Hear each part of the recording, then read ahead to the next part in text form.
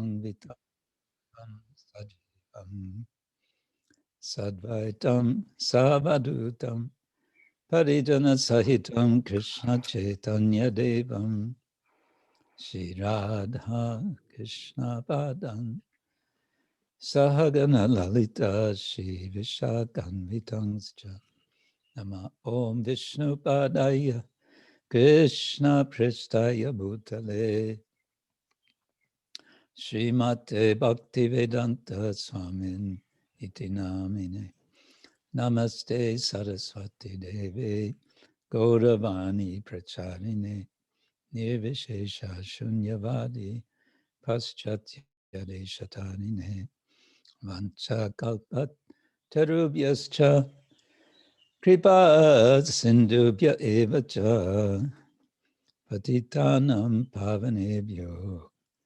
Vaishnavebhyo Namo Namah. He Krishna Karana Sindhu Dinabandho Jagatpate Gopesha Gopika Kanta Radha Kanta Namostute Tapta Kanchana Gourangi Radhe Vrindavaneshwari Rishabhanu Sute Devi Pranamami Hari Priye Jai Shri Krishna Chaitanya Prabhu Nityananda Shri Advaita Gadadhar Shiva Sadi Gaura Bhaktarinda Hare Krishna Krishna Krishna Hare Hare Hare Rama Rama Rama Hare Hare Hare Krishna Krishna Krishna Hare Hare Hare Rama Rama Rama Hare Hare. Welcome everyone to Saturday Sanga back in Sadhu-bhavan, broadcasting from Sadhu-bhavan.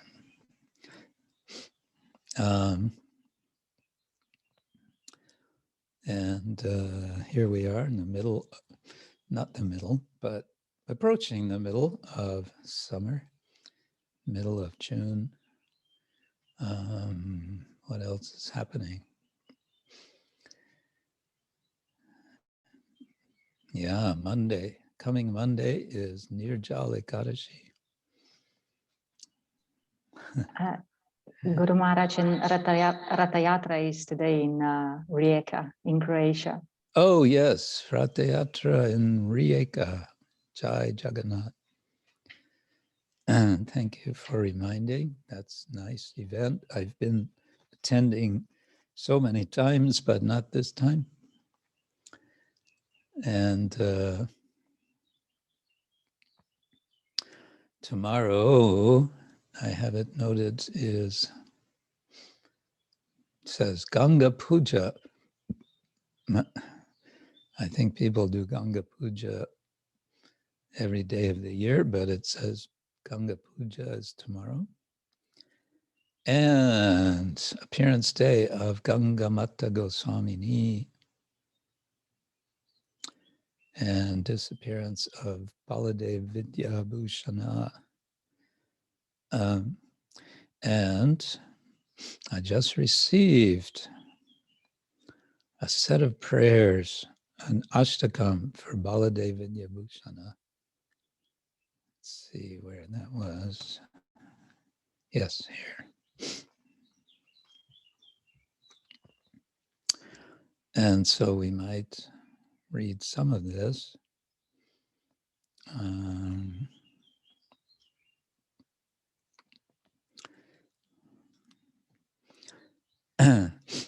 Govindai Kanti Kalinge Kalinda Shamanandiya Parivrat Puroga Shri Radha Damodara Daranu Vrato Yo Devang Vidyabhushanam Tang Yajama. He who appeared in Odisha, like the fulgent sun, is exclusively devoted to Govinda, belongs to the spiritual line of Shyamananda Prabhu, is the foremost ascetic, and is a faithful disciple of Radha Damodar Goswami. We worship such a divine Baladeva Vidyabhushana. Amnaya Kosha Radhantarupam Nishesham Yat Pratyanika Praharam Vyakti Bhutam Yena Govinda Bhashyam Devang Vidyabhushanam Tang Yajamaha. He who revealed the Govinda Bhashya, which is the blossomed philosophical conclusion of all Vedic scriptures, and which completely smashes all opponents. Praharam, pratyanika praharam. We worship such a divine Baladev, Vidyabhushana, Vyakti Bhutam. Vyakta means manifest, Vyakti Bhutam, having the character of being manifest. Yena Govinda Bhashyam, he has revealed, he's made manifest the Govinda Bhashyam. So this is what maybe we generally know Baladev Vidyabhushana for, the composition of the Govinda Bhashyam of the Vedanta Sutra. And we've all heard that, but we may not be very familiar with the Govinda Bhashyam of Vedanta Sutra, which is something we may want to pursue in course of time to become familiar with. Seva kunjoka su shashvan nivesho radha shamo yasya chopasya murti Shri Yuno rasera solasa bhajam devang vidyabhushanam tang yajamaha. He who has an eternal residence among the inhabitants of Seva Kunja, whose worshipable deities are Radha Shyamasundar, and who relishes the splendor of their transcendental amorous pastimes, we worship such a divine Baladev Vidyabhushana. I suppose I could share the screen. Let's see if we can do this. Let's see if we can do share screen. And then there it is.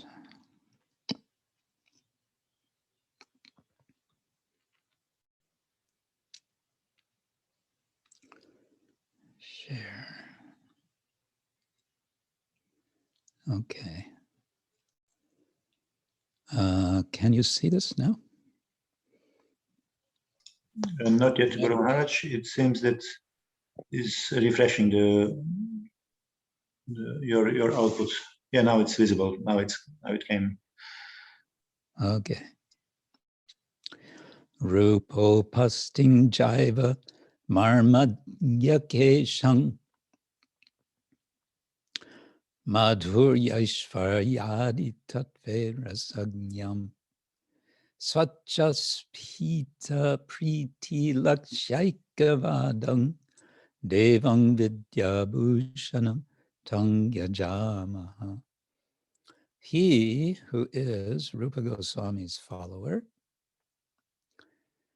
who is the best among those who know the essence of Jiva Goswami's philosophy, who is a connoisseur of rasa in transcendental matters such as madhurya and aishvarya, madhurya aishvarya adi tattve rasagnyam, and whose sole conclusion is that the goal of life is pure, intense love for Krishna.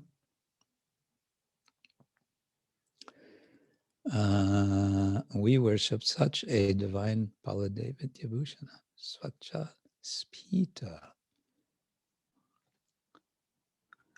Priti, Lakshya, Ekavadam, the one Vada, the one conclusion. Okay. Purva Mimangsottara Yoga Sankhyan Tarko Lukyam Shabdatantrang Sukavyam Ityadi Gyaneshu Param Gato Yo Devam Vidyabhushanam Tang Yajama. He who is thoroughly conversant with multiple branches of knowledge, such as Karma Mimamsa, Vedanta, Sankhya, Yoga, Nyaya, Vaisheshika, Sanskrit grammar, and fine poetry, we worship such a divine Baladev Vidyabhushana. So he was very learned. Shabda Tantra, this must be Sanskrit grammar. Yeah, Shabda Tantra. Aulukyam, Vaisheshika philosophy. And Tarka, Tarka can mean just logic, it can mean argument. Here he says it's referring to Nyaya. And Uttara, it says Purva Mimamsa Uttara. So Uttara Mimamsa is another name for Vedanta. Purva Mimamsa is the Karma Mimamsa, or earlier preliminary, and Uttara is the concluding Mimamsa. Uttara can also mean answer, reply. Prajñai rajanyaischa matatimanya sadbir nishtatvena gadhena krishne nirvedatvenaiva lokai samanya devang vidyabhushanam tang yajamaha. He who is highly respected equally by learned scholars, kings, saintly persons, and common people.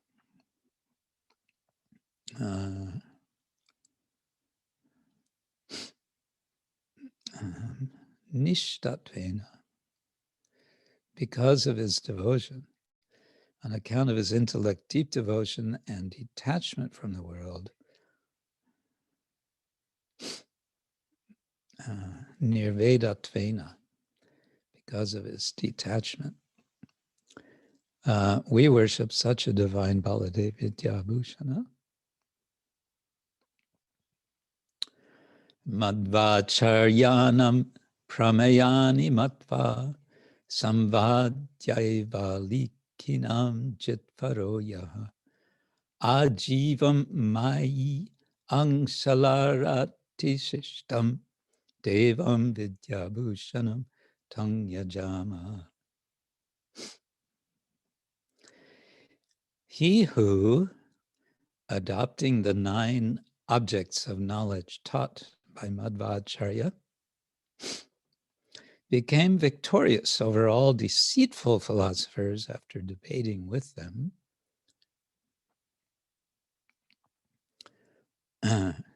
Alikinam of deceitful philosophers, and who was distinguished through his life as a strong enemy of the Mayavadis. Mai angsalarati shishtam.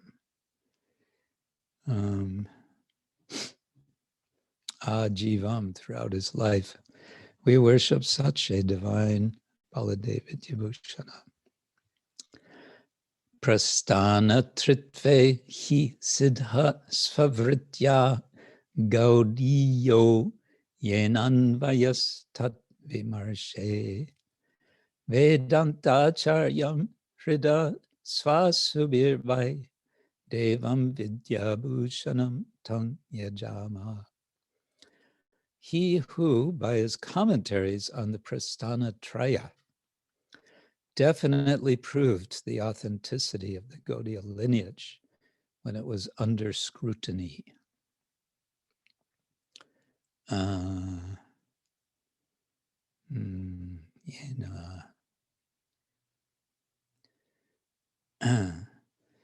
Svavritya, by his own commentary. With our life and soul, we certainly worship such a divine Baladeva Vibhushana, our Vedanta Acharya. Vedanta Acharyam, Rida Svasubi.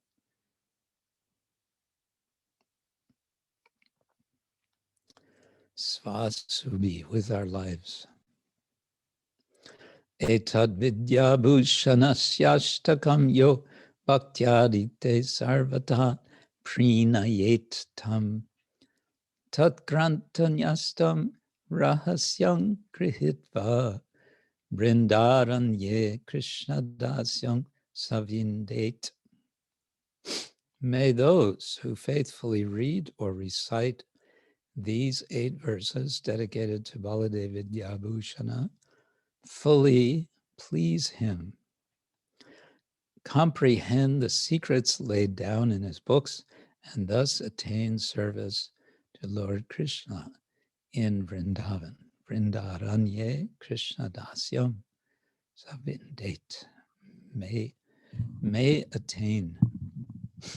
Yes, if you want to look again at these verses, if you can note this link, Vidyabhushana Project, blogspot.com. This is one devotee who's really made it kind of his life mission to research about Baladeva Vidyabhushana. And he's done some really quite significant work unearthing lost texts and all kinds of things like that. Yes, and so this devotee is his devotee name. He doesn't advertise. He just sent this message and forgotten now.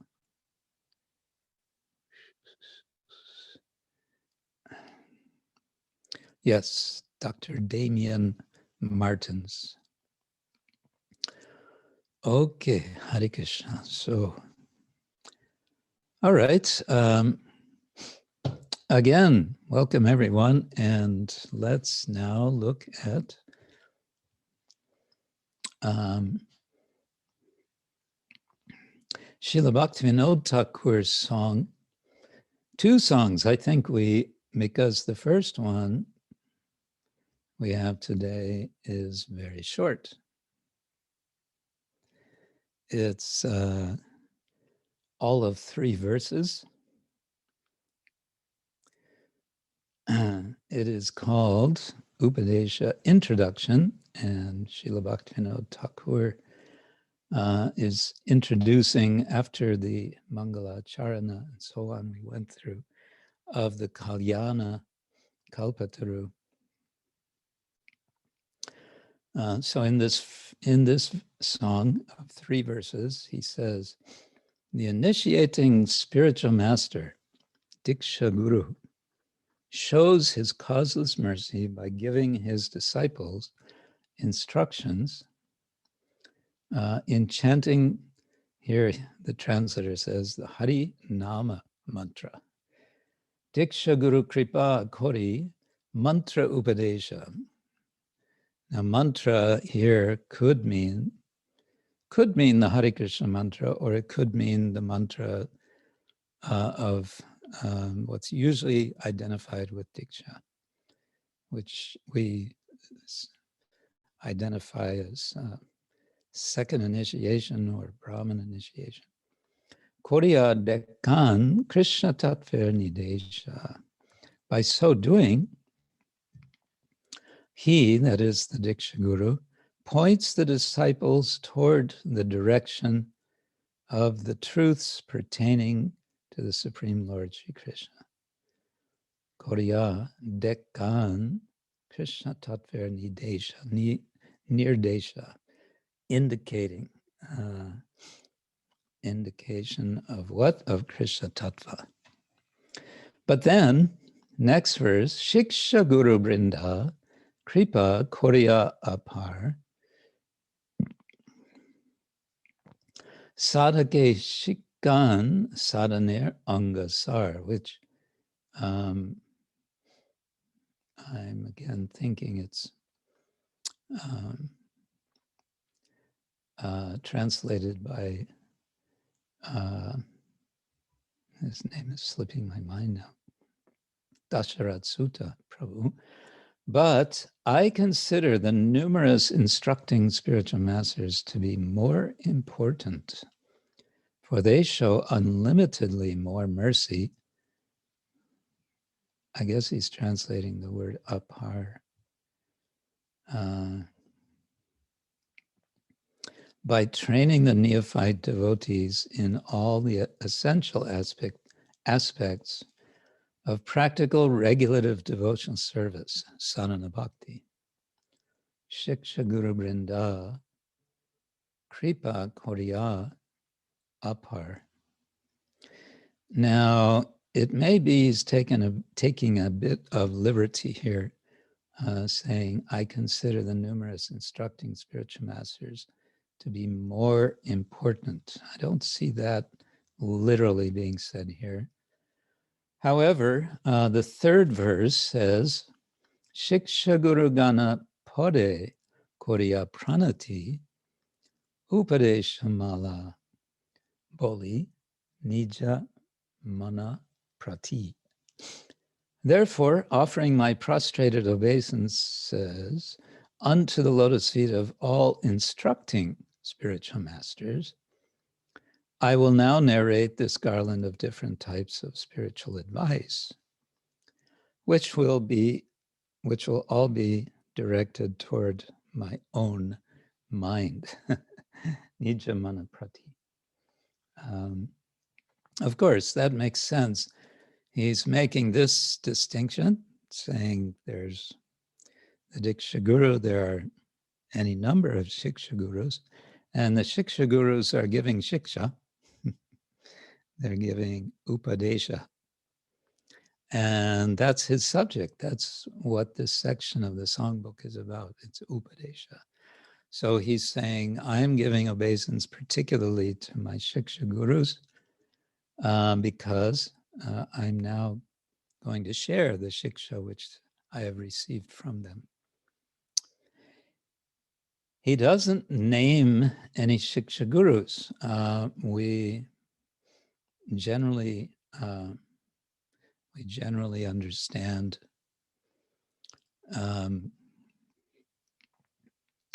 that Srila Jagannath Das Babaji was a shiksha-guru, and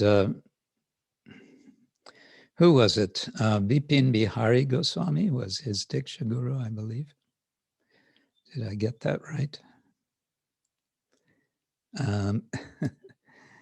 And in any case, he's giving credit. He just says all Shiksha gurus, which I think is significant for us because it reminds us to appreciate all the devotees we receive instruction from. Okay, let's sing.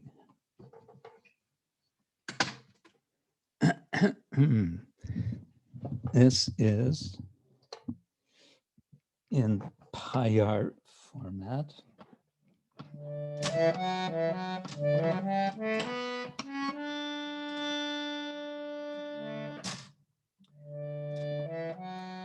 Diksa-guru-krpa Kori mantra-upadesa koriya dekhan krsna-tattver nija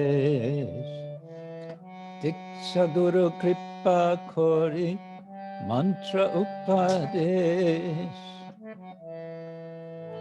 koriya dekhan krsna-tattver nija siksa-guru-brnda kripa koriya apar sadhake sikhan sadhaner anga-sar siksa-guru-brnda kripa koriya apar sadhake sikhan sadhaner anga-sar siksa-guru-gana-pade koriya pranati upadesa-mala boli nija manah-prati siksa-guru-gana-pade koriya pranati upadesa-mala boli nija manah-prati. Hare Krishna, Hare Krishna, Krishna Krishna, Hare Hare, Hare Ram, Hare Ram, Ram Ram, Hare Hare Krishna, Hare Krishna, Krishna Krishna, Hare Hare, Hare Ram, Hare Ram, Ram Ram, Hare Krishna, Hare Krishna, Krishna Krishna, Hare Hare, Hare Ram, Ram Ram, Hare Hare Krishna, Krishna Krishna, Hare Hare, Hare Ram, Ram Ram, Hare Krishna, Krishna Krishna, Hare Hare, Hare Rama, Rama Rama, Hare Hare Krishna, Krishna Krishna, Hare Hare, Hare Rama, Rama Rama, Hare Krishna, Krishna Krishna, Hare Hare, Hare Rama, Rama Rama, Hare Bo, Hare Bo, Hare Bo, Hare Bo, Nitai Go, Hare Bo, Hare Bo, Hare Bo, Go, Hare Bo.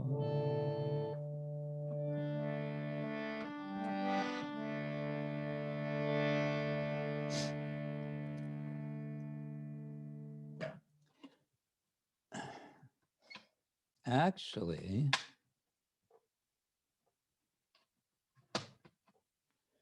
I think we'll just save the next song for next time because, yeah, we spent some time with Baladeva Vibhushan Ashtakam, and it's nice just to focus on this short song as well. Then that funny sound you hear from the sometimes clanking sound, that's coming from this harmonium. Something inside does that.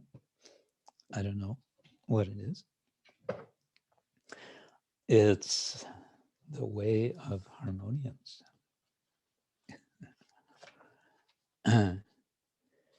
Okay, let's see. Daityesh is asking, may I translate? You want to translate the song again, or because we went through it briefly? No, Guru Maharaj, I apologize. Sometimes I disable automatic unmuting by the participants. So he unmutes himself and he wants to go back and he can't until I allow that option again. Enable it. Okay. Now it's okay. Okay. That was directed to me. Okay. Good. I also have a verse I just kind of opened randomly in Sri Chaitanya Charitamrita of Sri Prabodhananda Saraswati. This is verse number 33. I thought this is very nice. It's highlighting the necessity to receive Lord Chaitanya's mercy if we want to attain what we are all aspiring for. Pashanna parishe chitom ritarasai naivankura sambhavet langulam sarama pater vivrinata syadasya naivarchavam hastavun nayata buddha katamaho daryam vidor mandalam sarvam sadhanam astu gora karuna bhave nabhavotsava. O most wise and intelligent among men, sadhana, no, where is it? O most wise and intelligent among men, a piece of stone watered with nectar can never sprout into a sapling. Repeated pulling will not straighten a dog's tail. Langulam sarama apater vivrinata. Syat will happen. Asya naivarjavam, the arjavam, the straightness, na eva, is not going to happen. Nor can one touch the moon, no matter how high he raises his hands. Hasta avun nayata buddha katam ahodaryam vidur mandalam.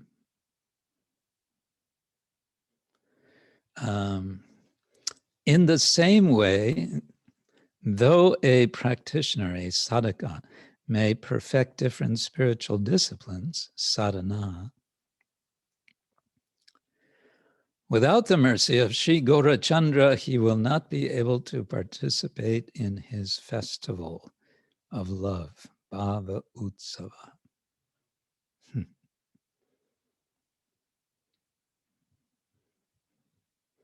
Yeah. So, sarvam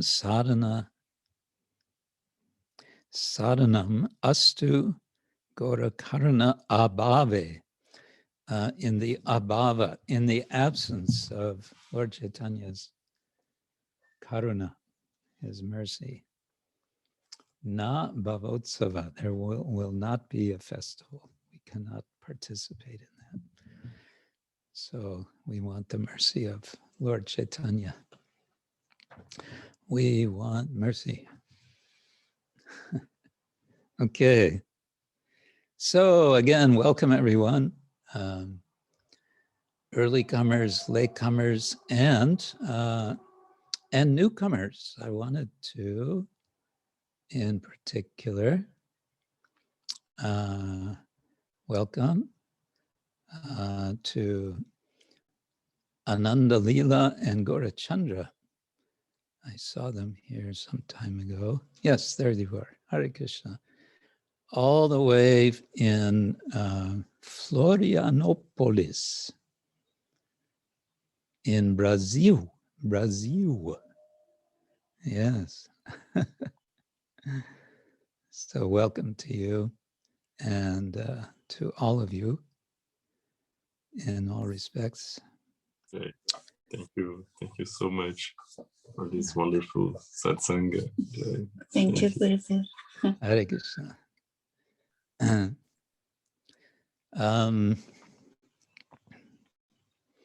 Yes, Ananda Leela and Gaurachandra are joining the, how shall we put it? Speaking of Shiksha gurus, so they're joining the Shiksha Shishya club, if you like. Shiksha Shishya club. And do we have anyone wanting to do some showing and telling of anything?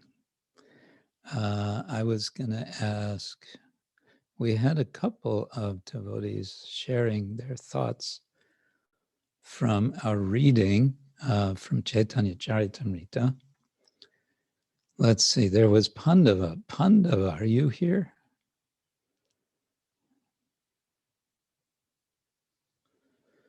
Pandava, he was sending something. And Odarya Chandrika sent something earlier today. Did you want to say something from what you sent? Hare Krishna, Guru Maharaj. Hare Krishna. Well, I wanted not to say, but to ask you more, because I would say that I speculate too much, and I want to get clarified with what I wrote, especially the first point, because of what I got while reading again this purport out of how showing us how to make a note, and it was like, wow, amazing! I never did it like this, and it's so nice and good, but I cannot go so philosophical. I'm always more practical person. But from the first paragraph, what I got, that importance of a leadership, and I wrote like bona fide leader is sometimes more important than the philosophy that he is promoting. So why I read that? Because I don't know, maybe Guru Maharaj, you already explained, but unfortunately I was not listening carefully, attentively. So I missed your point if you already shared this. But the question I have here is like, why did they follow Sripad Shankaracharya? Because my point from daily life is like bona fide leader, and also in Bhagavad Gita, I think it's in the 3rd chapter, yes, 26th text, that whatever a person, I mean, Yes. that, yeah. So from my point of view is that Shankaracharya, because he was, of course, empowerment by the Lord, so it was because of his charisma, or they just like the philosophy, you know? So why did they follow Shankaracharya? That's the question, which will maybe give you more, yes. Okay, no, we didn't discuss that. I guess the first point would be what you said, the idea that he was empowered by the Lord. So he had a mission, and sometimes it's said that his name is Shankara, which is a name of Shiva, that he is a form of Shiva. So, you know, Shiva is Shiva. He's Maheshwara. He's, in this world, he is, we can say, all-powerful. That's one point, but another is that his writing, his commentaries, they do have a certain attractive power. They are, how to say, there's a certain elegance to his philosophy. It sounds on the surface very good. If we can just, eliminate all of the variety and just see the one, then we are liberated. And he has also what for some people is a very convincing hermeneutical principle, which is to take this handful of statements from the Upanishads, which he calls, I guess he, or maybe one of his followers later calls Mahavakyas, as great statements. And then all the other statements are interpreted through the lens of these so-called great statements. So that's very, it's attractive. And I can say from having had a little exposure to his commentary on part of the Chandogya Upanishad it was beginning of my third year university Sanskrit course, that his Sanskrit is actually quite straightforward, and I wouldn't say simple, but relatively speaking simple, compared to Ramanujacharya, who can be quite dense, quite difficult, very difficult. Jiva Goswami can also be very dense and I would say for me difficult, if not impossible. And but in contrast, Shankara's writing is, at least what I experienced, even as a third year Sanskrit student, I was able to, let's say I was able to follow along when our professor was explaining. That's about as much as I can say about that. But it struck me when we were reading that it was, quite straightforward. And his philosophy has been enduring. If we only say, well, he was a very charismatic leader, that could only apply as long as he was physically present. But his writings have endured up to the present time. And he has inspired so much sub-commentary and on and on and on. Yeah, so there may be other factors, but those I would say are there. These are also relevant.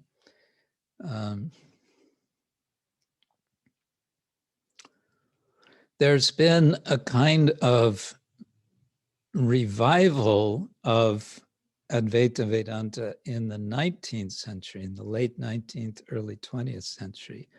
Now I'm just speaking kind of from a perspective of modern Indian history.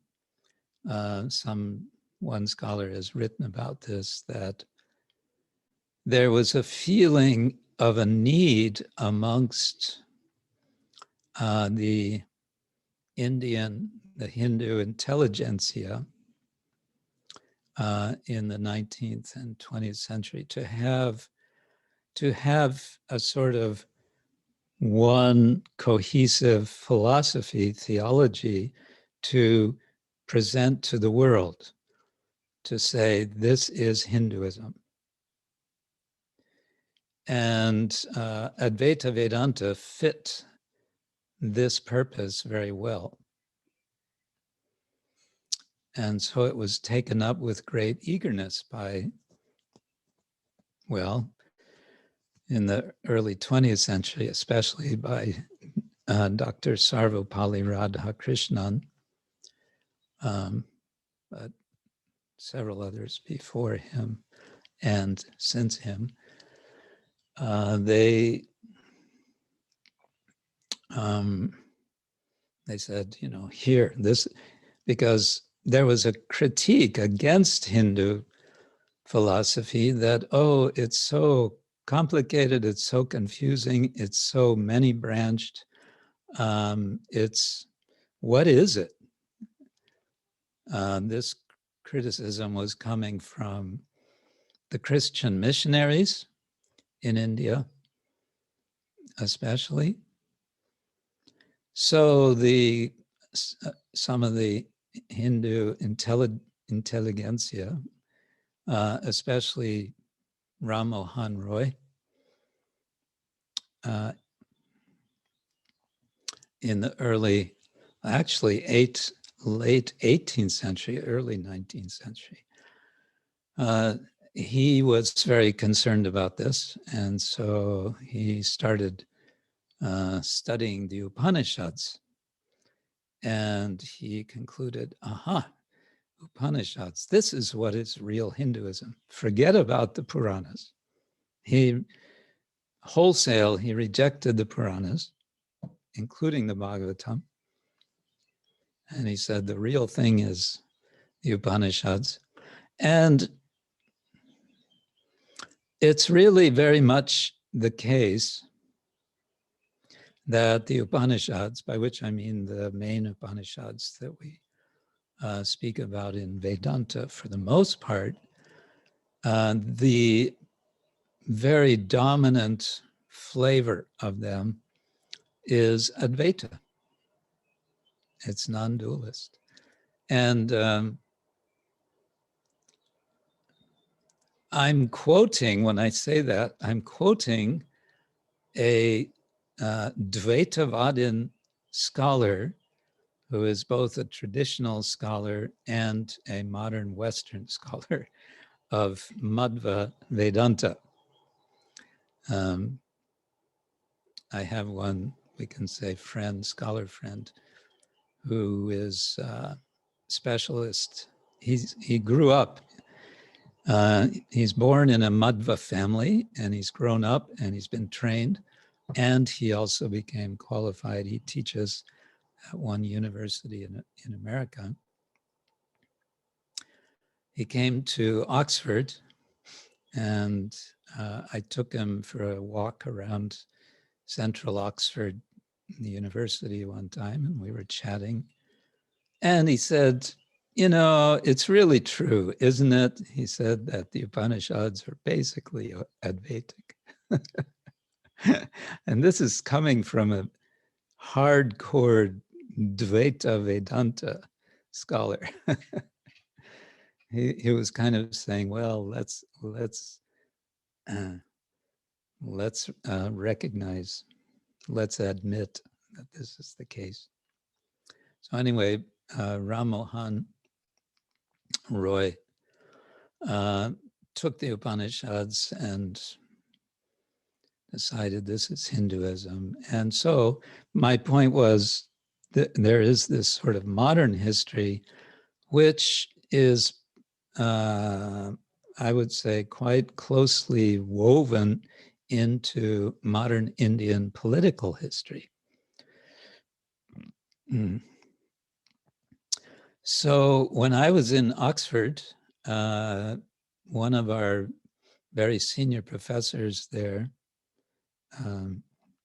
Richard Gombrich, now retired, he's a scholar of Buddhism mainly, but he was a very strong, still is a very strong supporter of our Center for Hindu Studies.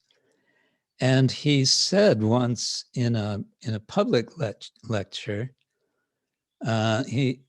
and coming from him, this was very significant because he's a highly respected scholar.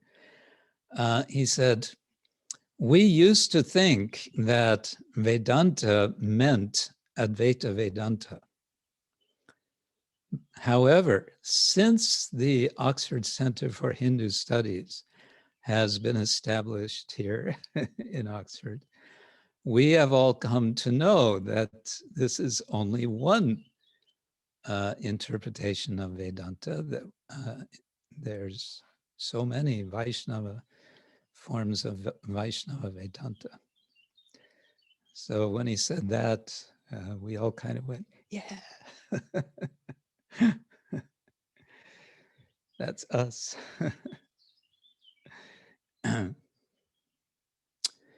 So, I don't know if that answers your question, but that's what comes to mind. Yes, Guru Maharaj. Yes, of course, especially when you said that even today, that influence is there from Shankaracharya. So he's not in person anymore here, but the influence is still there. So yeah, I got bigger perspective. Thank you so much. And otherwise, Guru Maharaj, when I was reading, and also I was debating with Dharmagupta and Madhyana Leela about one paragraph of this purport. It was so nice and so many questions came out. I would not ask them now because of the time, and maybe others also have a question, but it's so interesting, really. Thank you for opening this, give us this opportunity to go more detailed in one verse and the purport of that one verse. Yeah, it's giving me an opportunity also. I'm looking more closely as a result, and questions come up for me as well. And I think I may bring up one of them in response to Dhira Lalita's question here. But maybe first we should go to Pandava. He says he's here now. Are you still here? Are you still here? Ah, yes. Hare Krishna. Yes, you would have to unmute so we can hear you. Oh, yes. There. No, it's a central control, so. Yes, so it's a great purport, and in that email I have sent you, what is kind of interesting to me that Srila Prabhupada said, of course not the only one time here, that this Hare Krishna movement, the Krishna consciousness movement, is the only light for the foolish living entities who think either that there is no God, or that if God exists, he is formless and they themselves are also God. So we have some experience with some Christian preachers who always use that only we have, or that's the only way to understand. Of course, Srila Prabhupada's statement is different, because if somebody would definitely spend time reading his discussions and lectures, then the person will understand why definitely Srila Prabhupada could say something strong like that. So, and the best part for me is actually the last little paragraph, because Srila Prabhupada invites his followers and devotees, saying that these misconceptions are very dangerous, and the only way to counteract them is to spread the Hare Krishna movement. So when somebody will do this in practice, means by book distributions or by any interactions with people presenting Hare Krishna philosophy, which means we need to some way to understand our not only opponent, because it's not just a fight, but our person we are dealing with, where they stand, how to present Hare Krishna philosophy. Then the essence, we have to be very intelligent, really, how to present Hare Krishna movement, how not to jump too quickly to some decisive conclusions, so they will be impressed or they will be attracted to Krishna philosophy, because like of course Shankaracharya's commentaries influenced definitely India the most, and maybe some other people who were exposed to his philosophy. And so from my personal experience, I meet so many people in India, from India, who really love this this concept. I am Brahman, I'm one in the universe. And then to speaking to them or bring them to the level of reality, saying that I'm sorry, my dear, but I'm so sorry, but that's not quite right. Yes, to like say like forget for a moment whatever you think you have learned, and now try to understand the reality that you are just a small speck, like in this purport Prabhupada says, infinitesimal part of God. So how a small teeny person like you or anyone can claim that you are one with the universe? It's just impossible. We are just aware of only one small teeny human body and whatever we can really experience through our bodies. So definitely, if we take this challenge, talking to people, presenting Krishna philosophy, then we will have definitely that deeper realization and Krishna's mercy, really, how to present, because it's very quickly.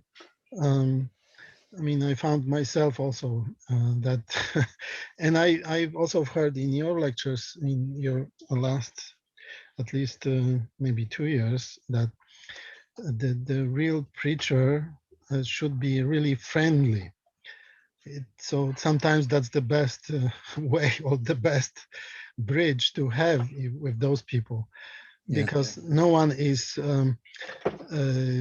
interested in accepting whatever unknown person is trying to establish at the very start. Right. Exactly. So these were my few thoughts. Yes, thank you. Yes, and I know you are doing you're making some efforts, isn't it, online, discussing with different people? Yes. Yeah. Good luck. Thank you, Krishna. I had experience. So many years ago. This was. I think it was when I had my first computer, which means early 90s, and there started to be different discussion groups online. And I just remember, I think I was in Stockholm, Sweden for some days, and I got entangled in some online discussion. And I really just found myself entangled. It was, there was no end to it. They just kept coming with this and with that. And so that one has to also, ask oneself, what is the bottom line benefit from these discussions? If they're not really illuminating, whether they have a purpose or not. And we talked about this in this chapter by Chaitanya Charitamrita, the whole, the background of Mahaprabhu speaking to Prakashananda Saraswati and his followers was that he really won their hearts already by his mood, his attractive character, and by his humility. And therefore they were very open to hear from him. So that's a challenge for us. So we try our best. And yes, our arguments, what did Jesus say? Do not cast your pearls before swine. You know that expression? Yes. So yeah, we have to think about that as well. So if I can sometimes have a little bit longer exchange with the person, it's like almost like a fishing. Just put some comment, maybe just a bit spark or some some little controversial statement, because that may really start other comments, other people. But if let's say my basic purpose is, if there is some way to connect people to Prabhupada's books, I always give links to Veda base, or specifically to Bhagavad Gita, or certain verses, or science of self-realizations, science of self-realization. So then, or even in Chaitanya's teachings. So that's for me, it's a very good thing to notice. No, that's perfect. That's perfect preaching. Connect them to Srila Prabhupada. Very good. So keep it up. So, and then Dira Lalita has written a question. Shankaracharya misled the world by commenting that Vyasadeva was mistaken. Could you please shed light on how Shankaracharya was following the Lord's order to bring Vedas back into use? So Shankaracharya was sort of insulting Vyasadeva. He wasn't telling the truth about Vyasa's compilation of Vedas. I see it as immoral, but at the same time, he was following the Lord's order. Confusing. Yeah, that's an interesting way to put it. And what I want to say is that the truth be told, as I was looking at this, about how he is contradicting Vyasa, well, it sort of opened up a whole sort of bottomless pit, because he doesn't, it's not so specific what he's referring to there. And this last week, I was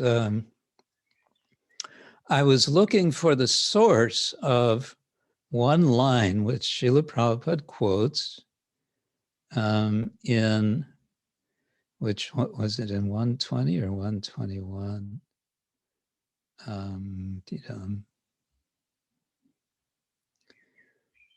I forget now. But he doesn't give the reference for it. And so I do what anyone nowadays is probably tempted to do. I did a Google search and I came up with here it is. Yeah, it's in his purport to verse 121. some distance down, a few paragraphs down in the middle, he says, satatvato anyata buddhir vikara iti udahrita. So I was looking for that. And it took me quite a while. And what I found was not exactly that, but I found what I think this may be a misquote of, a slight misquote.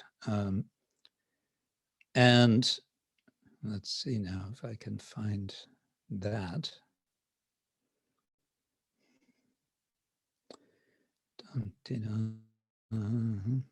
Here we are. Okay. Yeah. Okay, so the verse that I found is satatvato. I'm getting back to your point, but first I have to go here. Satatvato anyata prata vikara iti udirita. And then the second line is atatvato anyata prata vivarta iti udarita. And the second line is quoted by Srila Prabhupada, but again, using anyata buddhi instead of anyata prata.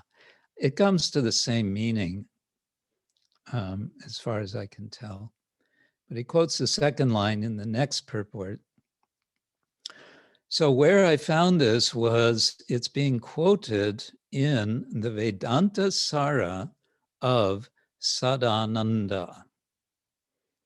Okay, who is Sadananda? Sadananda was a follower of Shankaracharya in, I believe, the 15th or 16th century. I meant to look him up.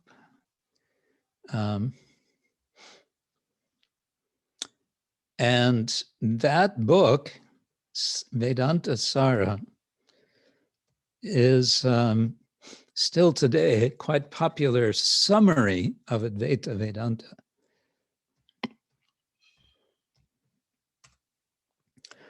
So Sadananda quotes, that's not what I wanted.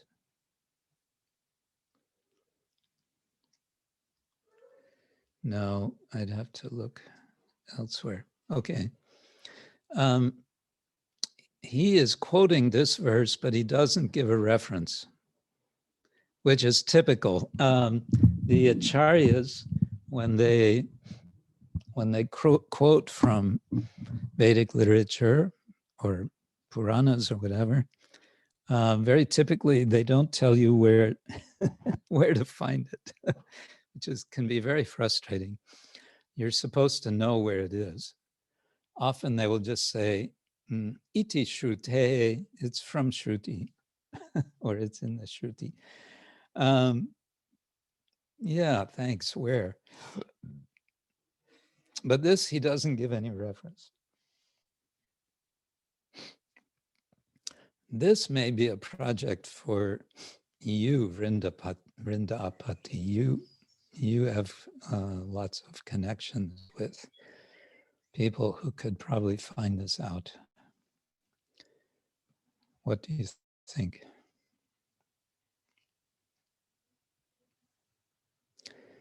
Is he there? Not to put him on the spot, but so now comes my point, which is, I have to say, it's pure speculation, and it's so you don't have to take it seriously. But I have a suspicion that Krishnadas Kaviraj,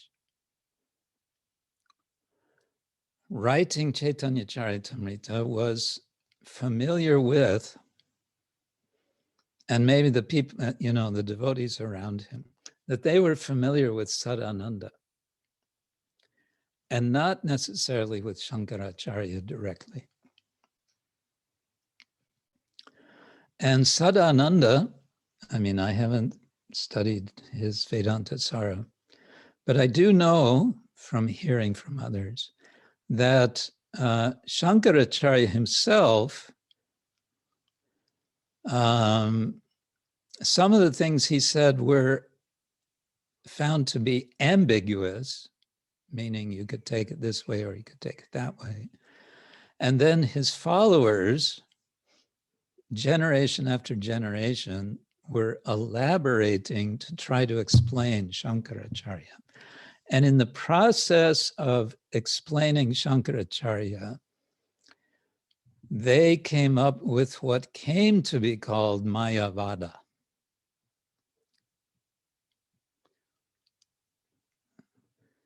In other words, Shankara himself, one might say, was a Brahmavadi.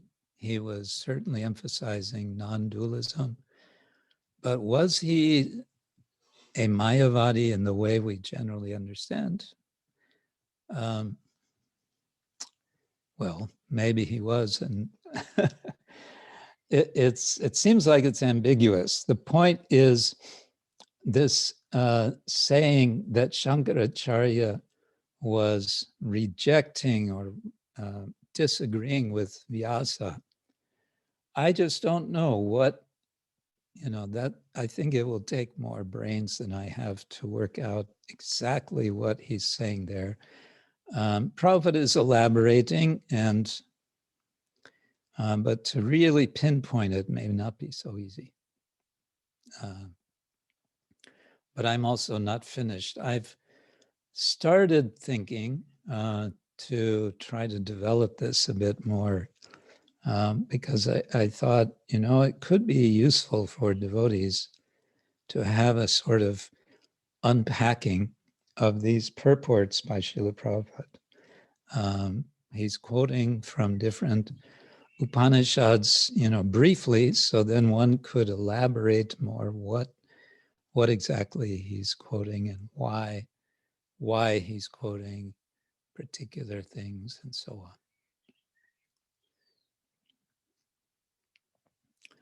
on. Yeah, so that's about all I can say on that.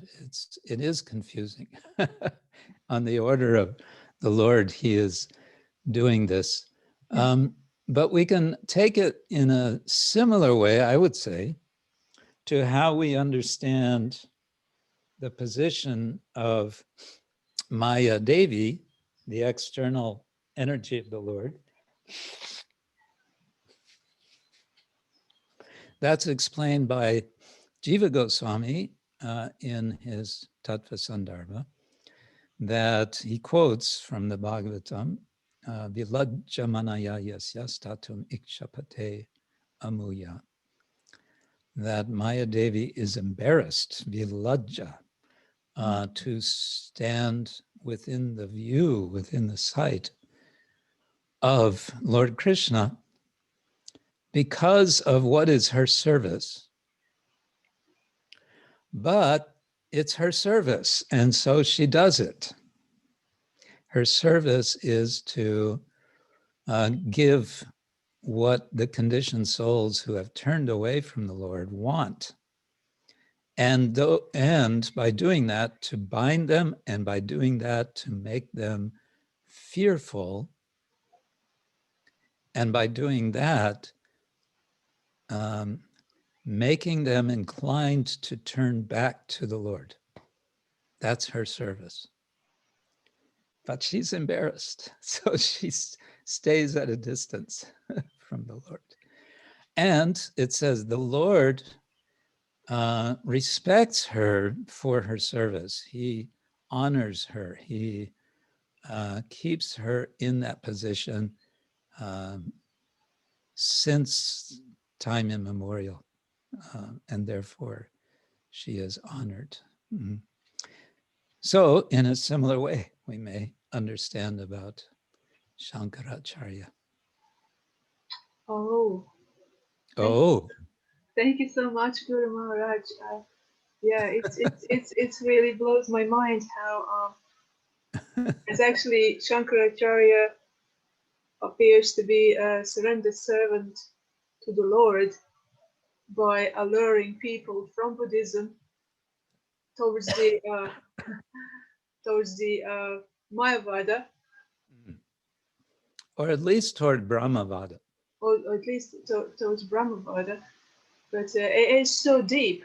Without this discussion and your mercy, I don't think I'll be ever able to understand this so deeply, and to actually see Maya Devi as a servant of the Lord that I have respect for.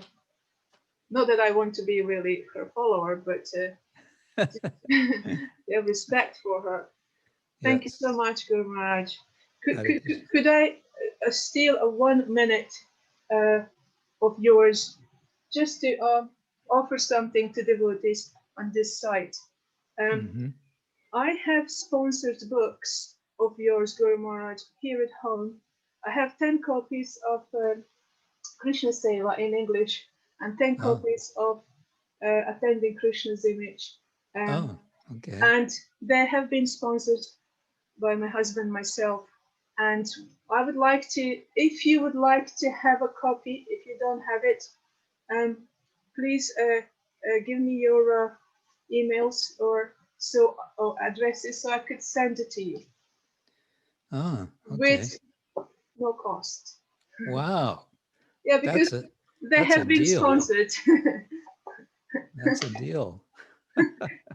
I mean, if you would like to give a donation, you can. Donations are accepted. Okay. Donations are accepted. I have a PayPal, and those donations will go towards Guru Maharaj's project. So, or for printing more books. Or for printing, or for your project, Guru Maharaj, that you know how to best direct that donation. So there is Attending Krishna's Image, and I'll write my details in the chat. Okay, thank you. Thank you, Guru Maharaj. All right, book promotion is over now. Sorry, apologize. That's okay. Avaduta Rai is asking or saying, Shukadev was realized in impersonal knowledge, nirvikalpaka. Bhagavatam 144 question, he was Shuka in Goloka, is this impersonalism a pastime? Yeah, we might take it as a pastime. It's also, I just happen to have here within reach, a nice verse praising Shukadev Goswami in the 12th canto of Bhagavatam, which is also quoted by Jiva Goswami in Tattva Sandarbha. And it goes like this is the Sanskrit. Svasuka nibrita chetas tat vyudastanya bhavo. Pyajita ruchira lila krishna saras tadiyam.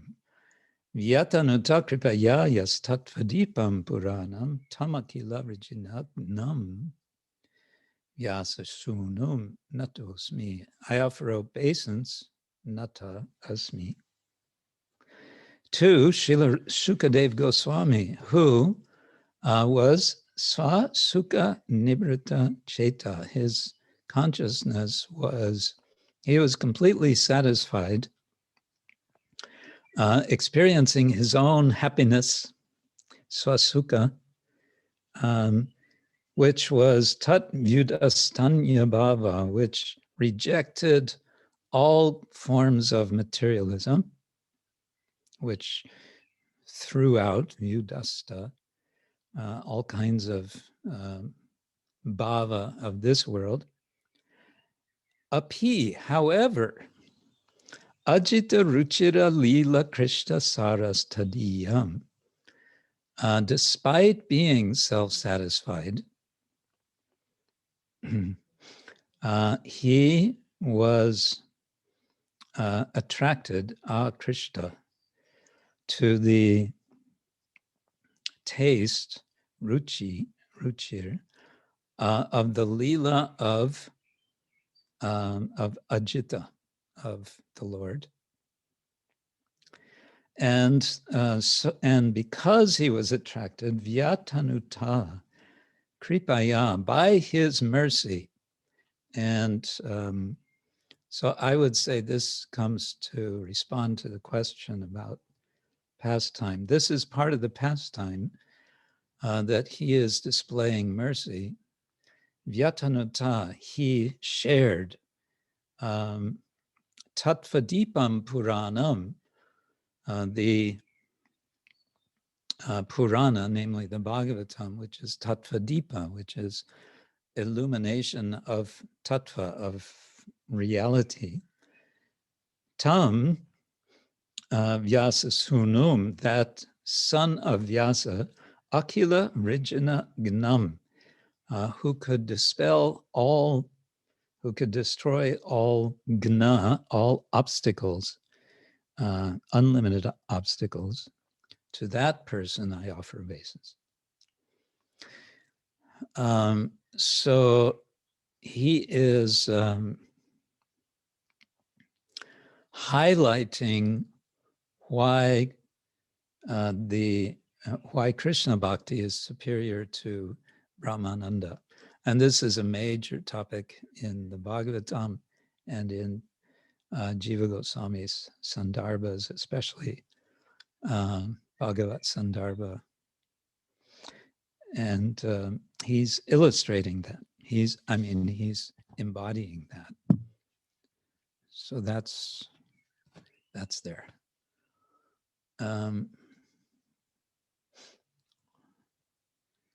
Okay. Okay, Hare Krishna. So at this point, shall we continue with Chaitanya Charitamrita?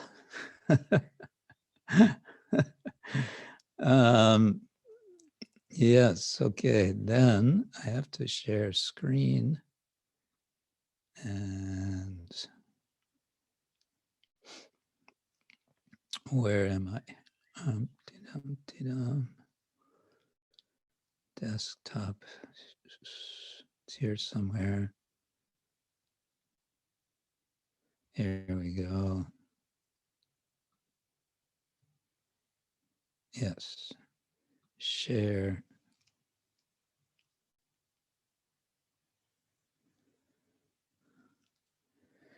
Okay. Now, I'm still, believe it or not, lingering on verse 121 of chapter 7, because I want to just call attention that, was it here or was it 120? No, it was, I'm going back to 120, I guess. Yeah, back to 120. You may recall, you may remember that Prabhupada refers to verse number 2 or sutra number 2 of Vedanta Sutra, Janmadi Asya Yataha.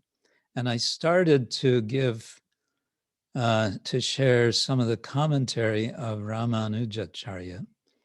Now that gets fairly complicated, and I think I'm going to not continue with that just now. But what I wanted to do, because this will be a little refreshment, I think, from this sort of heavy, dry Vedanta, Prabhupada then quotes, or does he? No. He mentions, does he mention, that this is the beginning also of Srimad Bhagavatam, Janmadyasya yaton vayat, itratas charte shaminyas swarat. So, and we understand, and Jiva Goswami elaborates, that this verse shows us that the Bhagavatam is a commentary on the Vedanta Sutras, or Brahma Sutras, because the first verse alludes to the first sutra of Vedanta Sutra. That's one reason that he gives. There are other reasons. Now, the first verse of the Bhagavatam is a rather long verse, and it's quite comprehensive.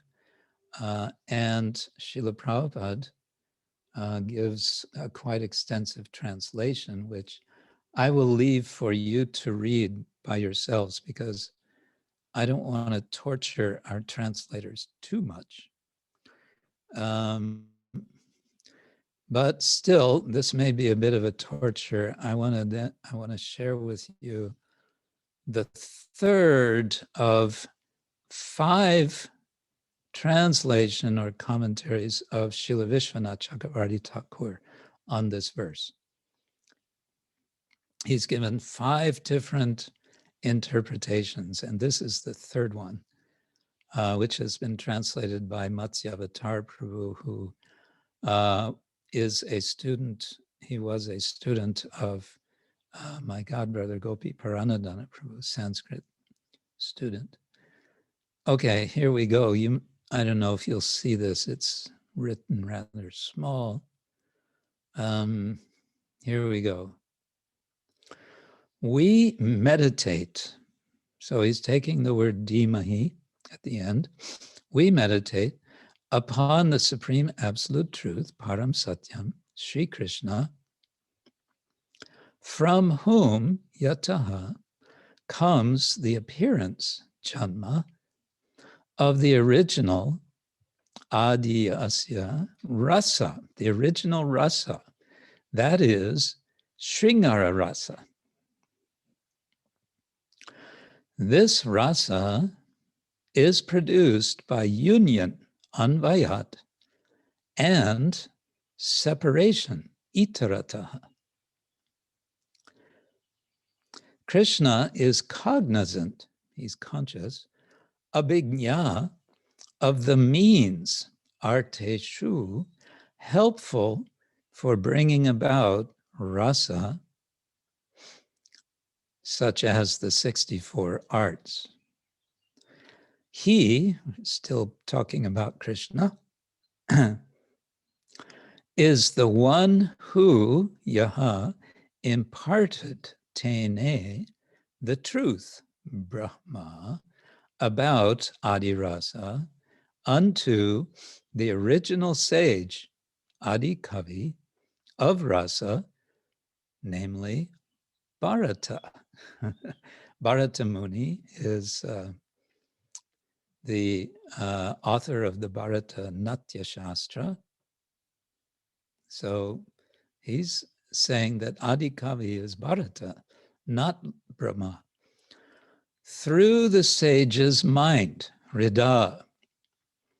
Properly speaking, rasa is related only to him, to Krishna. But the poets, Surayaha, are bewildered, muhyanti, in regard to the truth, yat, about rasa, because they describe rasa in relation to mundane heroes. This is like yata, mistaking vinimaya, light, teja, and so on, to be water, vari, and so on. Moreover, in relation to Krishna, yatra, a literary creation, sargaha, of 3 kinds of meanings, namely literal, vachya, figurative, laksha, and suggestive, vyangya, being not false, amrisha, can be astonishing by its otherworldliness. However, the cheaters, kuhakam, who do not esteem rasa, are always sada, driven away by the special power, svena damna, of astonishment arising from direct perception. This is, that is quite an accomplishment of Sanskrit exegesis, of interpretation, I would say. So it just it shows, one thing it shows is how artful Srila Vishwanath Chakravarti Thakur is in his understanding of Shastra. And it also shows, and I think this is what he wants to show, is that from, we say in English, from the get-go, from the very beginning of the Bhagavatam really is about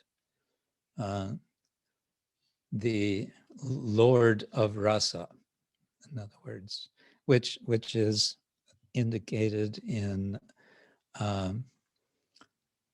the third verse, Nigama Kalpataru Galitang Balam Shukamukad Amrita Drava Samyatam Pibata Bhagavatam Rasam Alayam Muhura Ho Rasika Bhuvi Bhavaka.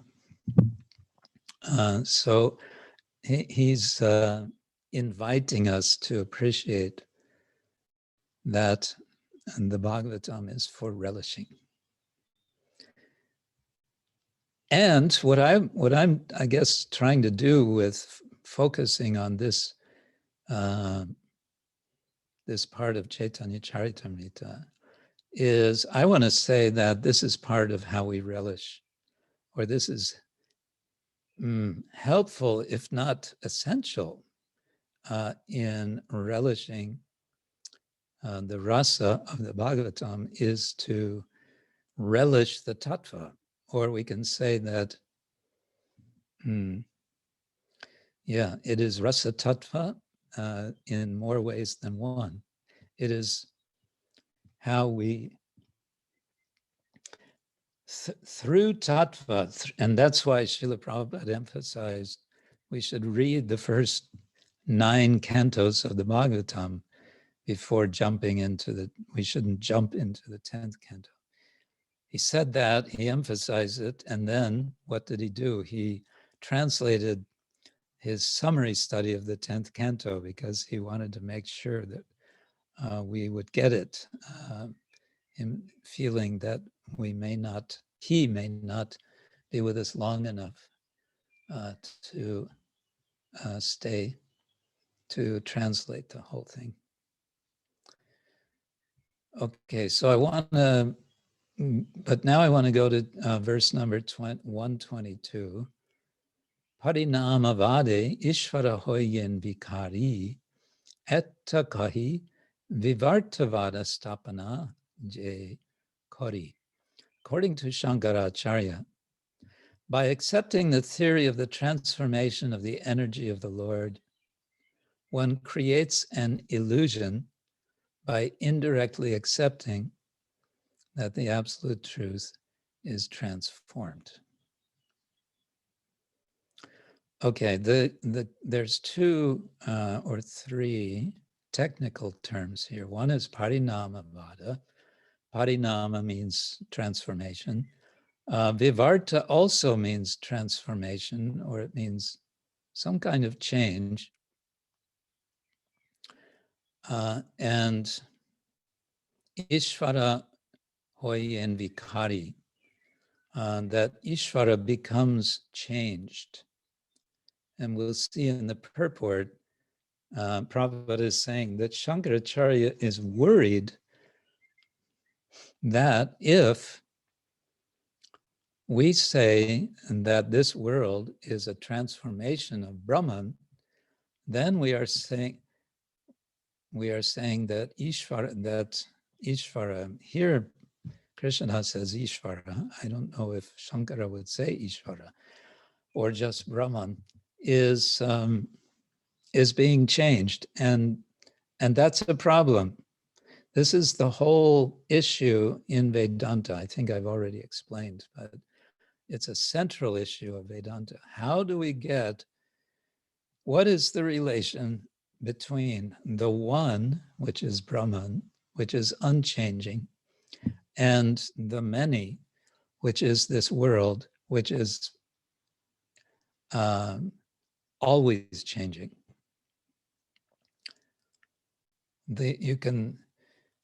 Somebody who's a little clever maybe can turn this into like a board game. You know, board games like Monopoly, there's different rules. What I want to say is that Vedanta has certain ground rules. And one of the ground rules is that Brahman doesn't change.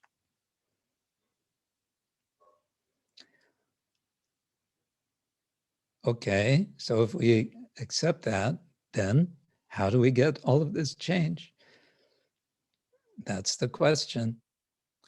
And the attempt in the Upanishads, and especially in Vedanta discourse, is to come up with a systematic explanation of that. And it seems to involve parinama, transformation. So Prabhupada is going to bring this up in his purport. But first he refers to Bhaktivinoda Thakur. And again, I'm not sure if this is Bhaktivinoda Thakur's commentary on this verse in Chaitanya Charitamrita, but in any case, he says that to not clearly understand Parinamavada will result, my little code here is 2 arrows, for will lead to or will result in misunderstanding the truth of the material cosmic manifestation and the living entities.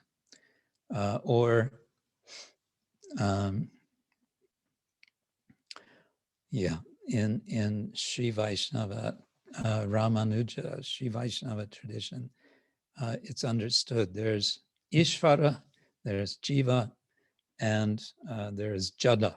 Jada is this world. Whatever is not living in this world is called Jada, dull matter.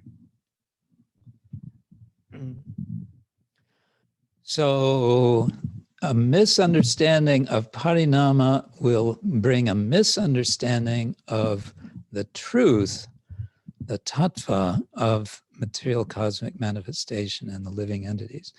And what is that misunderstanding going to be?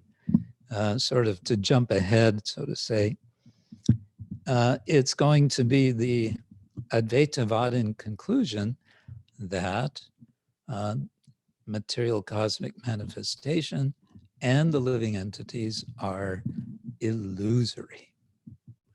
They are not real. And that's where the Vaishnavas wake up and stand up and say, no, you got it wrong. It's not false, it's real. This world is real. And we are real. Now, a question came up, also this, I noted it, this was, I think, last week, Avaduta Rai was asking, how is it that an Advaitavadin or a Mayavadi can become a materialist?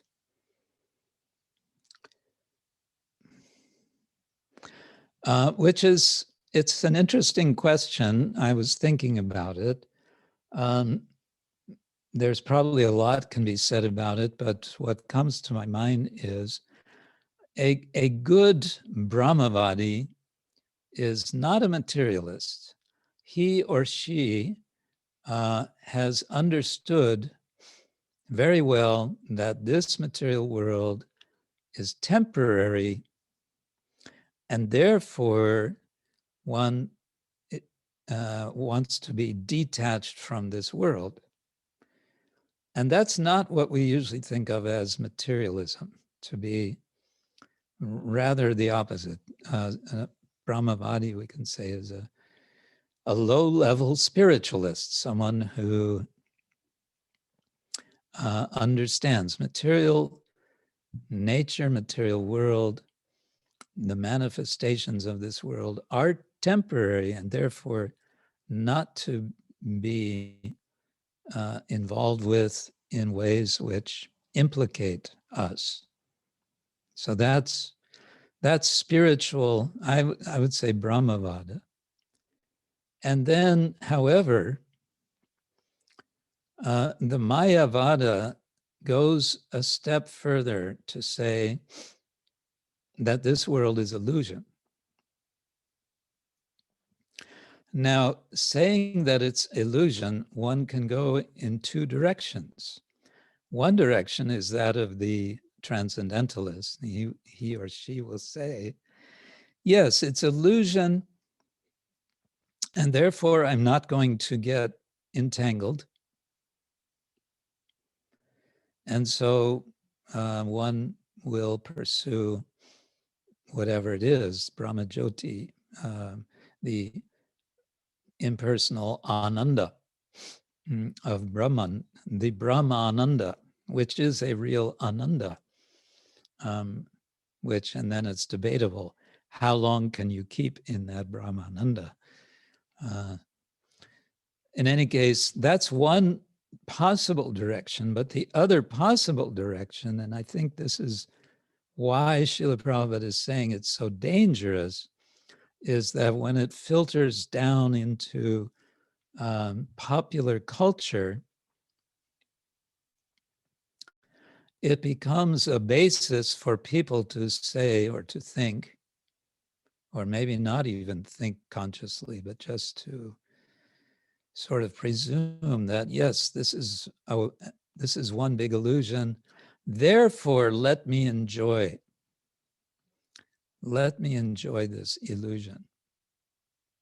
Since it's all illusion, I can enjoy it to my heart's content, and there will be no cost to me or to anyone else. It's inconsequential.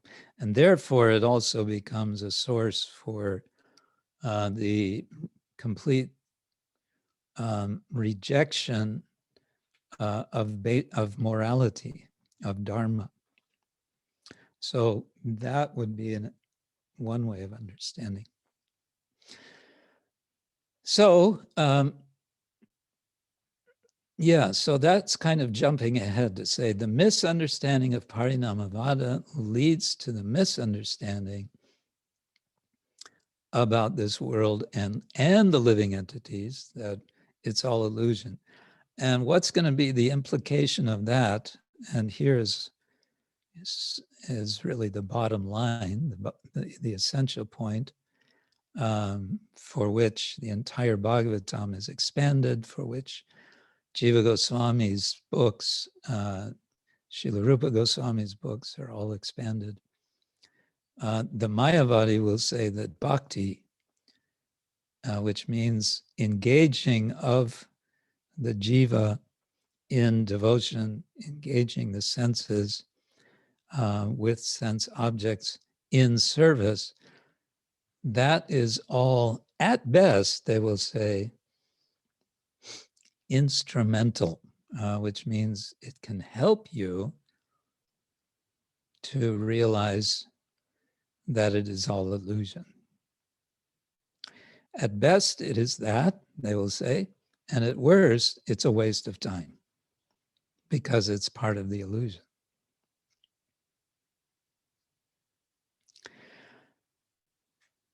It's a waste of time. It's illusion. Not only is bhakti illusion, not only the jivas are illusion, in the more, let's say, developed or degraded Mayavada, and this is where I'm not so sure Shankara would have agreed. But the argument is there. Ishvara is also illusion. Ishvara is, the Lord, is ultimately a product of avidya. Hare Krishna.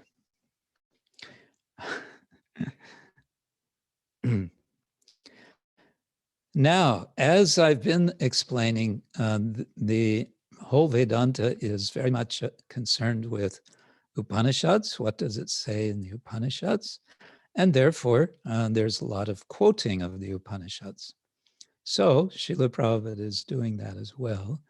And he quotes from Chandogya Upanishad, Sanmulaha somyemaha prajaha sat ayatanaha sat pratishtaha. And he gives a sort of summary translation. Living beings are material, living beings and the material world are separate and are eternally true, not false. So sanmulaha, san means sat, and sat means true, and mula means root. Mulaha is roots. Somya is my dear boy, because the father is speaking to his son and giving him this teaching. And he's saying that the praja, the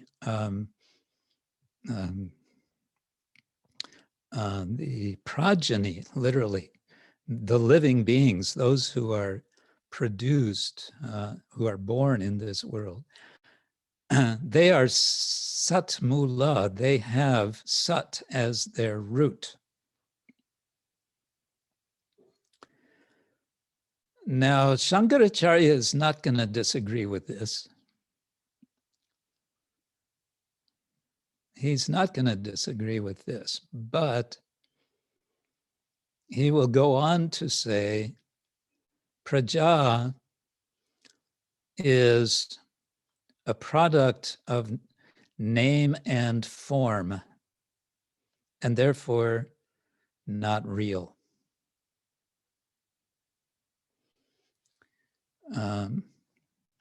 And the example is given, and this is from the Chandogya Upanishad, of the clay and clay pots. There's a lot of discussion about clay and clay pots. And the idea is, if you understand, so to say, clay, then you understand everything. You understand all about clay pots, whatever their form.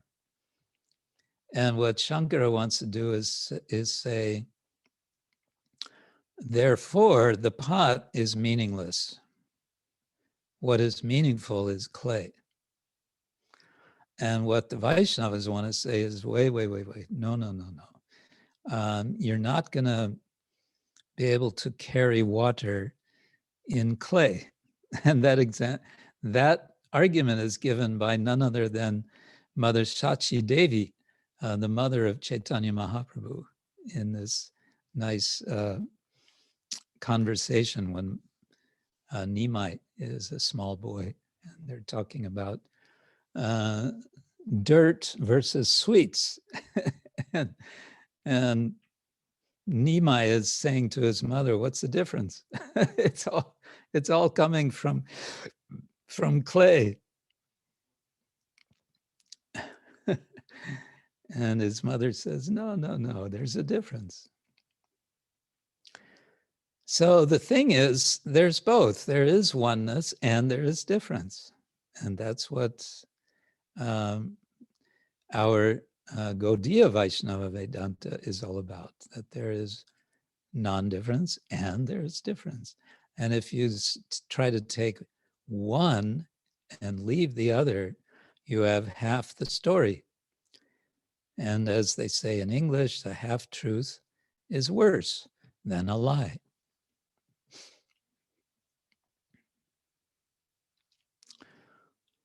Then Prabhupada explains Shankara's fear. What is his fear? He says, well, parinama, transformation, that would indicate transformation of Brahman. And we just were talking about this. That's against the rules. Brahman is Satyam Brahma Anantam, Satyam Jnanam Anantam Brahma. That's kind of one of the Mahavakyas. Satyam Jnanam Anantam Brahma. But his worry is you're implicating Brahman. You're making Brahman change to become a vikari, one who is changed. And what's missing here? What's missing is a very simple point, the understanding of energies. But I'm getting a little ahead.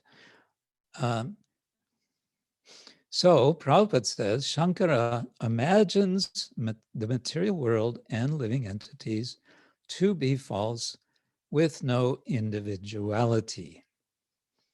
In other words, living entities are actually an upadi. They are a false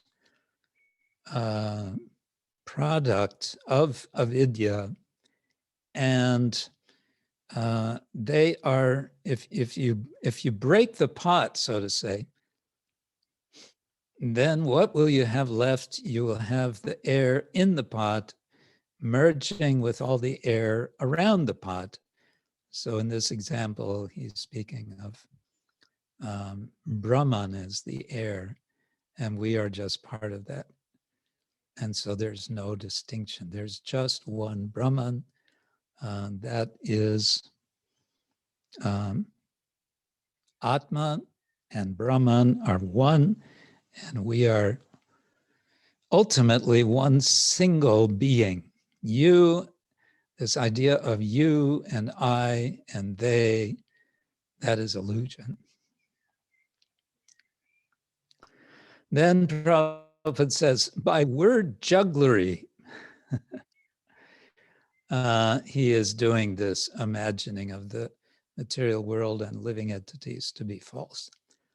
Now, Prabhupada uses this expression quite a bit, word jugglery, and this would be another thing which needs to be explored carefully. What exactly is being referred to as word jugglery? But we may remember, if we go back, we can remember that in the beginning of Lord Chaitanya's discussion, he's saying that one should take the primary meaning, the direct meaning of words, not the indirect meaning.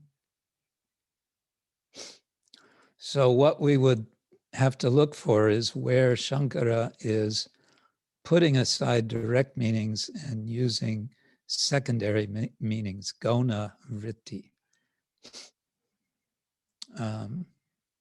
Anyway, and then he gives an example which is famous. He became famous for this, but it's not from him, it's from the Upanishads. Namely, mistaking a rope for a snake and mistaking an oyster shell for gold. Prabhupada refers to gold, and maybe we'd have to check whether that's used in the Mundaka Upanishad. Generally, it refers to silver, the mistaking of oyster shell and silver. But whatever, gold or silver, it makes no difference.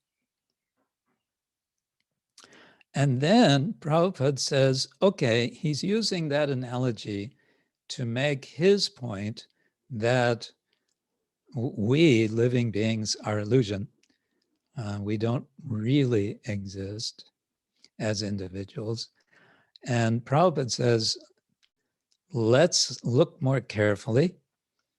He says the rope snake analogy, which is in the Mundaka Upanishad, has a different purpose. What is that purpose? It's explaining the error of mistaking the body for the soul. And that's something I meant to look up, but didn't get to it. The exact quote in the Mundaka Upanishad. And also, I think it would be interesting to see the context.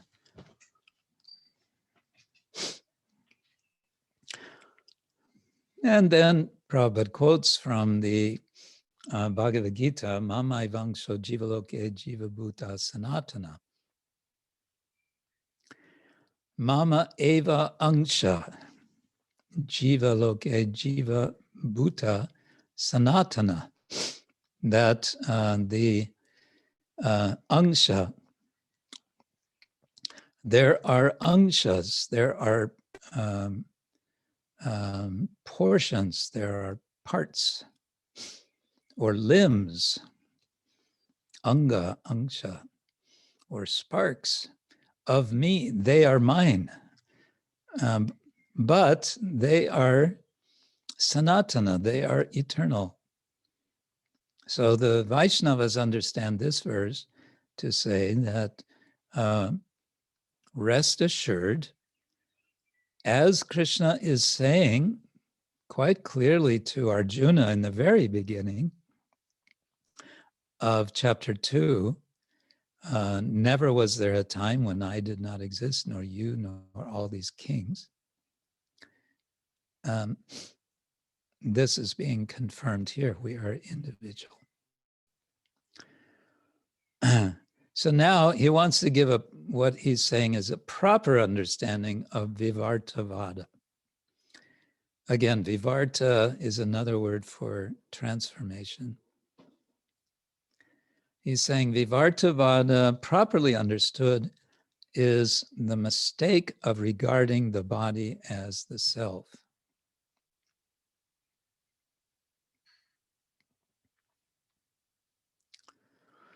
Which suggests that everyone who is identifying themselves as their body are Vivartavadis.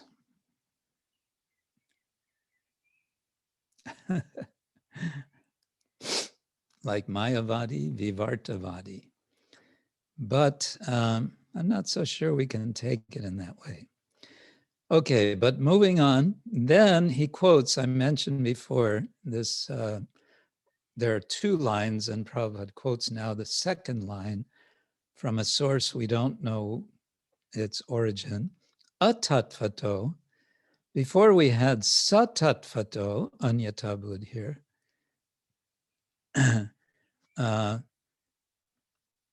Now we have atatvato, anyatabud here. Vivarta iti udarita. It's giving a definition. Udarita, it is said, it is exclaimed or whatever. Vivarta iti, it's like a quotation mark around the word vivarta.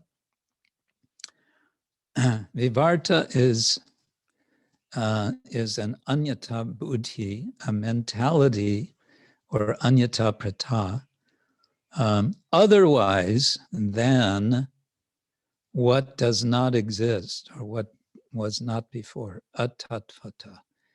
And that's a crude translation, but that's my guess for now. Then Prabhupada goes on to say, one can be attacked by this Vivartavada philosophy when he forgets the inconceivable power of the omnipotent personality of Godhead. And here someone may ask, well, why is that? Why would it be the case that if I forget that the Lord is omnipotent, that I would be affected by this Vivartavada? That's something to think about. But let's remember that omnipotent means having unlimited potencies or shaktis. And shaktis means Shakti and Shaktiman. And so this puts us, or this makes clear that we are Shaktis of the Lord. We are not the Lord. We are Shaktis of Brahman. We are not Brahman as such. Therefore, we are individuals. Therefore, we can understand there are multiple potencies. Therefore, the jada, the material energy, which is our body, is also different from us. And therefore, we will not be attacked by Vivartavada. as Prabhupada is representing Vivartavana. Hare Krishna. Well, that's pretty much what I have to say for now. And we've come to the end of our time. Let's see, just briefly, Avadutarai wants to say, the verse speaks of the birth, the janma of Adya or Sringara Rasa through Sri Krishna Chaitanya Deva as the combined form of Rasaraja and Mahabhava. Yeah. The followers of Chaitanya Deva headed by acharyas like Rupa Sanatan. Okay, that must be yet a further translation or interpretation. Yeah, that's also nice.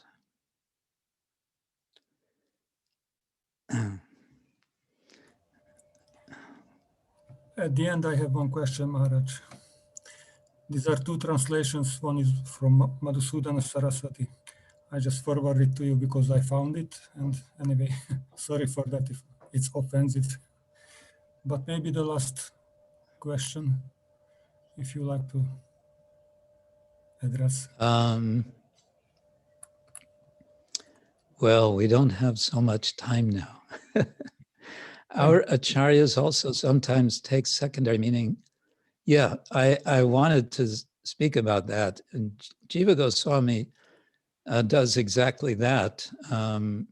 In the Tattva Sandarbha, he says, actually here in this context, and that's a whole nother thing to explain, but he says in this context, we need to use secondary meaning, otherwise this doesn't make any sense. So that's interesting because on the one side, we're reading Lord Chaitanya is criticizing the use of secondary meaning. Jiva Goswami is saying in another context, we need to use secondary meaning of Upanishadic statement.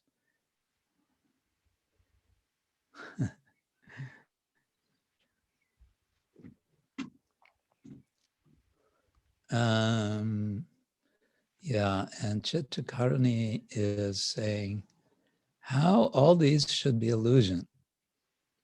Indeed, how should all this be illusion? Don't worry if you're thinking this doesn't make sense, that's very good.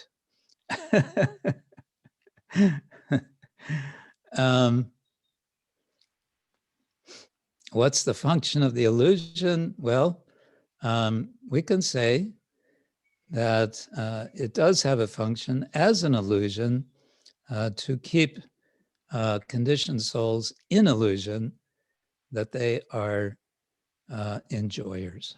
And so the illusion provides facility for that enjoyment. The link between being in illusion and then becoming one, that's also part of the problem of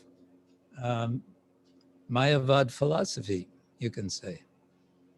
There's multiple problems with it, but this is, I think you've actually touched on one of them. So rather than trying to unravel Mayavad philosophy, which gives the danger of becoming trapped or wrapped up in Mayavad philosophy, we want to appreciate the Gaudiya, the Vaishnava philosophy of Achintya Veda. I think also just sort of common sense really gets us to understand pretty easily that there's oneness and there's difference. There's both. It's not so, I think even a child can understand this. It's not so complicated. There's oneness. We see a kind of unity. If we're a little thoughtful, we think, we see there's not, there's not two realities. There's one reality, but it's there. there's also multiplicity. And both are real. And there's a purpose. This world has a purpose. We have a purpose. All of this becomes very clear when we listen to our acharyas.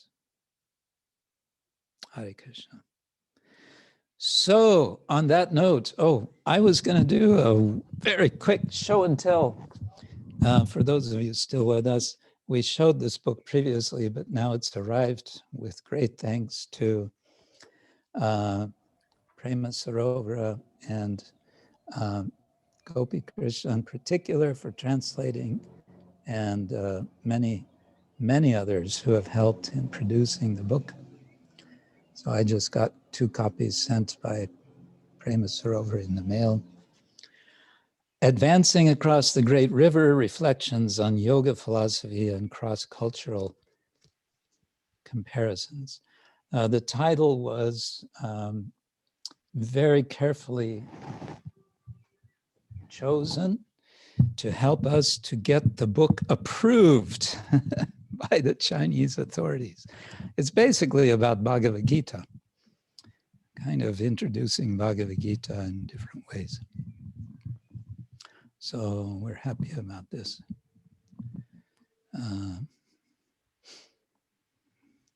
Okay, Hare Krishna. Thank you all so much, and wish you all the best for this week.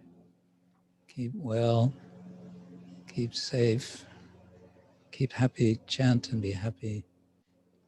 And take each day one step at a time, serving the Lord. Srila Prabhupada ki jai. Ananta Koti Vaishnava ki jai. Gaur Premanande. What's our homework, Guru Maharaj? Homework.